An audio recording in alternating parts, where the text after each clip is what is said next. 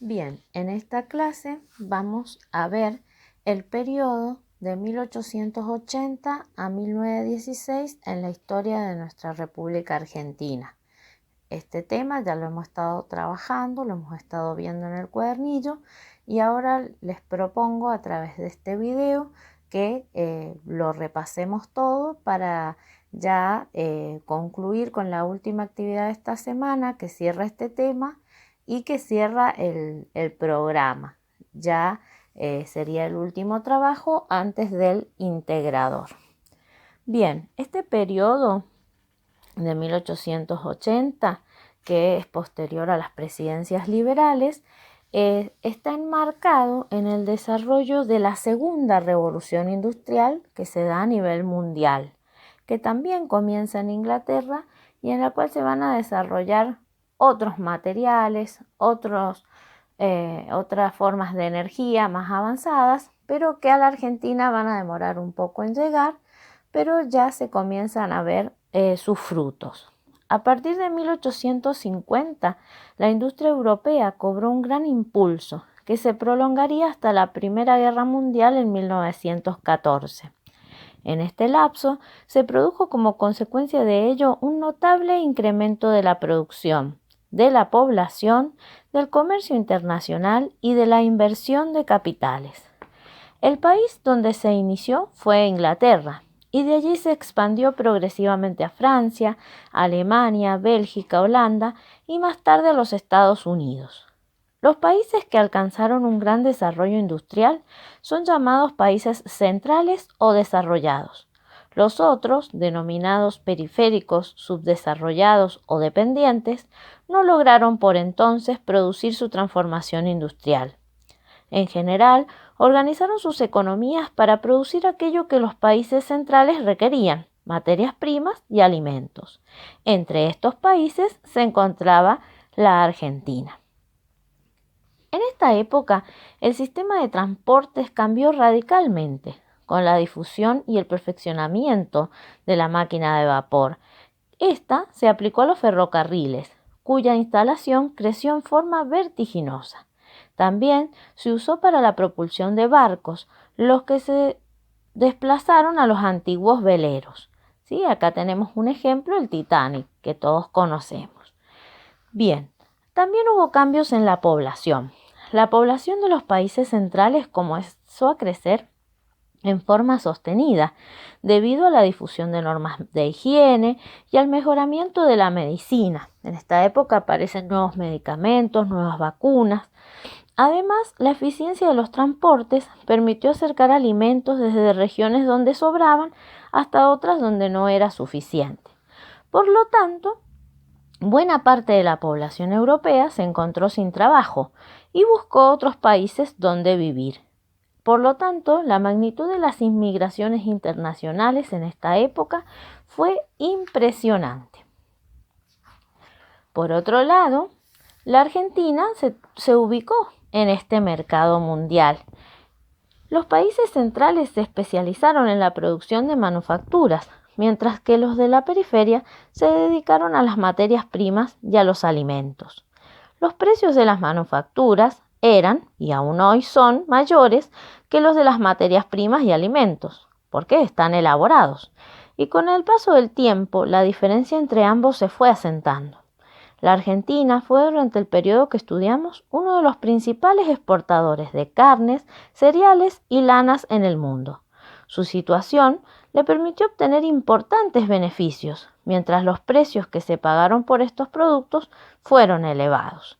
O sea que gastábamos más de lo que ganábamos, porque vendíamos cosas baratas y comprábamos cosas caras. El aumento de la producción agrícola argentina fue posible gracias a la disponibilidad de tierras de cultivo y hombres para trabajarla. Las tierras se obtuvieron, como estudiamos antes, mediante la expansión de la frontera con el indio que se logró con la campaña al desierto realizada por el general Julio Argentino Roca en 1879, mientras que las tierras conquistadas pasaron a manos de terratenientes, personas que ya tenían enormes extensiones de tierra. Y los hombres que trabajaron la tierra provenían de la inmigración. por lo cual el área sembrada creció en forma vertiginosa en tan solo 20 años. La Argentina se convirtió entonces en la principal exportadora de cereales y por eso recibió el nombre de granero del mundo, aunque en realidad la mayoría de la población era pobre y unos pocos disfrutaban de esos beneficios. En este periodo que estamos estudiando, las inversiones extranjeras fueron muy importantes. La Argentina fue entre los países latinoamericanos el que mayores inversiones inglesas recibió. Las inversiones se volcaron sobre todo en los ferrocarriles, los frigoríficos y gastos del gobierno. Los ferrocarriles fueron realizados por empresas inglesas y muchas líneas ferroviarias estatales fueron vendidas a los ingleses. La primera línea fue la del Ferrocarril Oeste, que unía Rosario con Córdoba. Más tarde llegó hasta Tucumán y otro ramo llegó hasta las provincias cuyanas que se llamaba Ferrocarril Andino. Para el año 1900, prácticamente las capitales de las 14 provincias de entonces estaban unidas por ferrocarril. Los ferrocarriles permitieron transportar la producción agraria del país al puerto de Buenos Aires, donde era embarcada para exportarla. Por lo tanto, la red ferroviaria se desarrolló en forma de abanico, una forma que aún conserva, que parte de las provincias y llega al puerto de Buenos Aires. Este hecho dificultó el comercio entre las provincias y además favoreció el progreso de la región pampeana, mientras que el interior se mantuvo estancado. También en este periodo se desarrollaron los frigoríficos. Por sus características geográficas, la Argentina poseía excelentes condiciones para la explotación ganadera. La exportación, sin embargo, estaba limitada por los métodos de conservación de la carne que existían entonces, que era salar la carne o enviar al animal vivo. Este problema se solucionó con la aparición de los frigoríficos en 1876. A partir de entonces se instalaron en nuestro país algunos frigoríficos que, al igual que hoy, mataban las reses, trozaban las carnes, las enfriaban y congelaban para su posterior embarque en buques especiales. Pero, para que las carnes fueran de mejor calidad, fue necesario introducir también nuevas especies de vacunos que se mestizaron con los vacunos propios. Igual, originalmente, las primeras carnes que se producían eran de oveja. Posteriormente avanzó la producción vacuna. Bueno, los primeros frigoríficos fueron instalados por empresas inglesas y argentinas, y luego a principios de siglo se agregaron otras norteamericanas. Bien, para lograr todo este desarrollo, tanto de la ganadería, la agricultura y los ferrocarriles, era necesario mano de obra. Esta mano de obra provino en su mayoría de la inmigración. A partir de 1880, el fenómeno de la inmigración de la población de países europeos se incrementó. Los principales países de origen eran Inglaterra, Alemania, Italia, España, entre otros.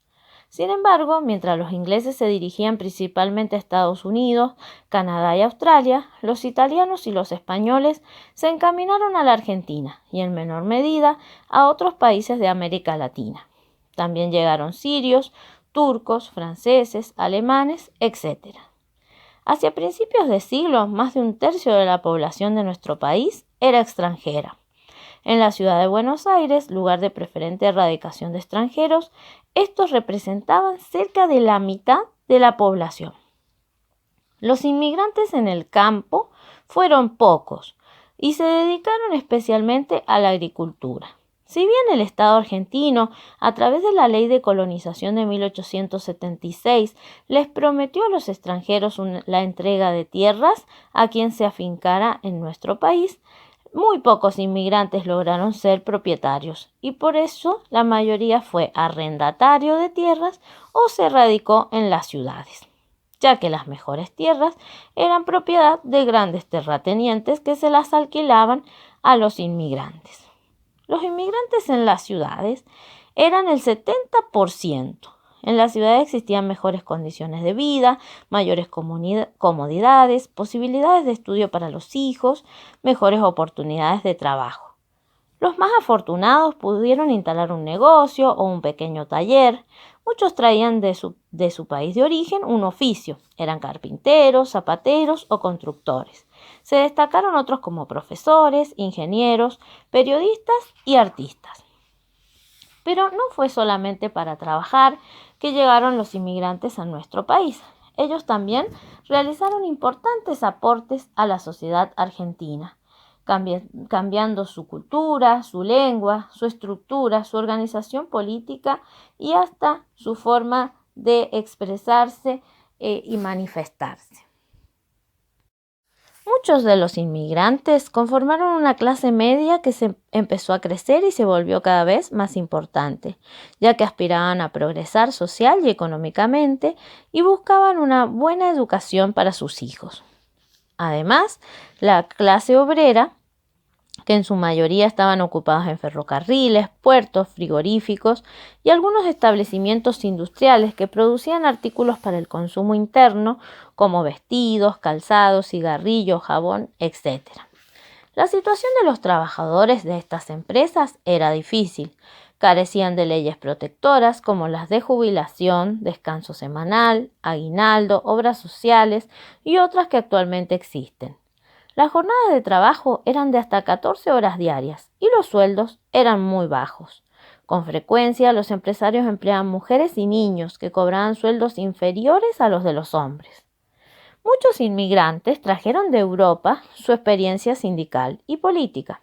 En la Argentina difundieron sus ideas y contribuyeron a organizar sindicatos, partidos, periódicos y otros medios de acción política.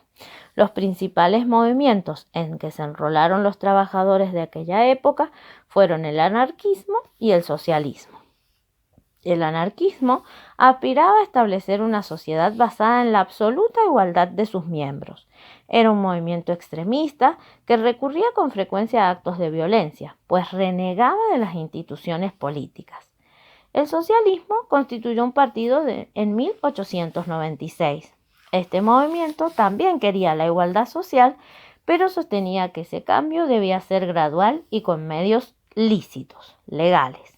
Los trabajadores se agruparon en organizaciones sindicales y los sindicatos, sin embargo, no fueron reconocidos hasta mucho después y sus actividades fueron hostilizadas y sus dirigentes perseguidos. Por otro lado, los inmigrantes también formaron sociedades de ayuda mutua. En la época de la llegada de la gran inmigración, la población carecía de los modernos sistemas de protección social, como la jubilación, la asistencia médica gratuita y otros. Los inmigrantes crearon por ellos asociaciones de socorros mutuos y hospitales, sostenidos por el pago de una cuota mensual de sus miembros. Algunos de ellos hoy continúan teniendo sus nombres, aunque ya no funcionan de la misma forma. Por ejemplo, el Hospital Español, el Hospital Italiano, el Hospital Francés o la Sociedad Española de Socorros Mutuos. También crearon cooperativas de consumo muy similares a las que existen hoy, basadas en el principio de solidaridad frente al individuo. Compraban productos de consumo en cantidad, eliminando los intermediarios y abaratando los precios. Por otro lado, las viviendas en las que vivían los inmigrantes en las zonas urbanas se llamaban conventillos. Si bien la ciudad de Buenos Aires era bastante amplia, la mayoría de la gente vivía en la zona céntrica, cerca de los lugares de trabajos, en conventillos o en inquilinatos. Los conventillos eran casas antiguas y amplias, donde cada una de sus habitaciones se alquilaba a un grupo familiar, generalmente de extranjeros. El mismo cuarto servía a sus ocupantes como lugar para dormir, comer, cocinar y a veces también trabajar.